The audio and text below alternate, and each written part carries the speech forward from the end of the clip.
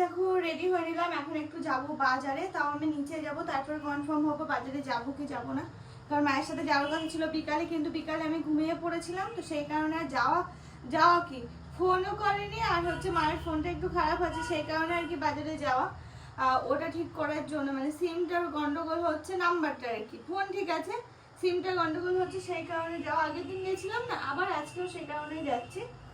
তো এই যে উঠে রেডি হয়ে নিলাম আমি, এখন যাই নিচে যাই, যদি মা শরীর পারে তাহলেই যাওয়া হবে।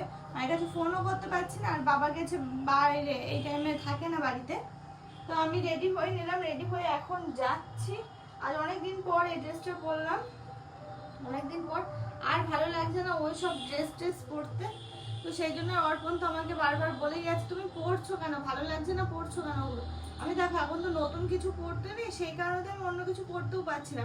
উপরের এগুলো যদিও থাকে, তো প্যান্টগুলো তো সমস্যা হচ্ছে ইলাস্টিকের কারণে, তো সেই জন্য আর কি অন্য প্যান্টও পরতে পারছি না। নতুন প্যান্ট পরে কিনে তো এখন পরতে পারবো না, তো সেই জন্য আর কি একটা খুঁজে খুঁজে বার করলাম। এটা দেখলাম যে না ঠিক আছে এটা, আর একটা দেখলাম ঠিক আছে, তো এই আর কি পরে নিলাম। আর এটা আমি কিনেছি হয়তো 4 বছর আগে হয়ে যাবে, 4 বছর তো ভালোভাবে হয়ে যাবে।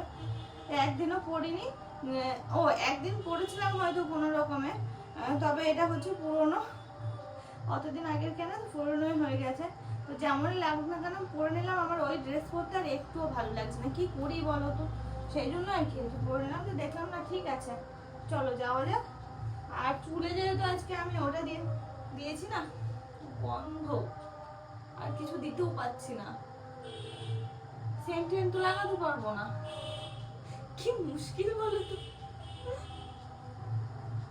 সিরাম দিয়েছি কিন্তু ওতেও কাজ হচ্ছে না, ডিমের গন্ধের কাছে সিরাম কি আর মানা যায় বলো তো।